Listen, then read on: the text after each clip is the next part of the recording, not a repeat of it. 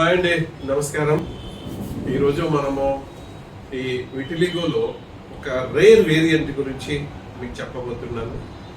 So విటిలిగోలో యాక్రోఫేషియల్ vitiligo, అలాగే segmental vitiligo, focal vitiligo, so ఇలాంటి varieties ఉంటాయి. బట్ రేర్గా బ్లూ విటిలిగో అని కూడా ఉంటుంది. బ్లూ విటిలిగో అంటే ఈ వైట్ ప్యాచ్ కొంచెం బ్లూయిష్ కలర్లో టింగిల్గా ఉంటుంది. దీనికి కారణం ఏంటి అంటే ఈ డర్మల్ మెల్నోఫాజెస్ అనేటివి ఈ వైట్ మంచం మీద ఉండడం వల్ల మనకు అలా బ్లూయిష్ కలర్లో వైట్ ప్యాచ్ కనిపిస్తుంది. సో ఈ విటిలిగో అనే ప్రాబ్లము ఎన్నో రకాలుగా ఉంటుంది.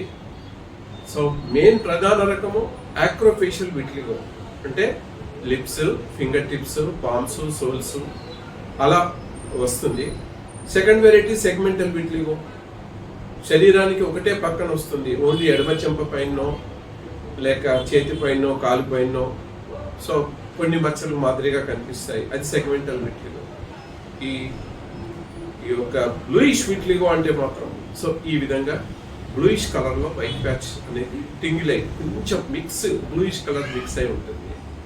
ఓకే, సో ఏమైనా విటిలిగో ప్రాబ్లాన్ని మనం తగ్గట్టు చేయవచ్చును.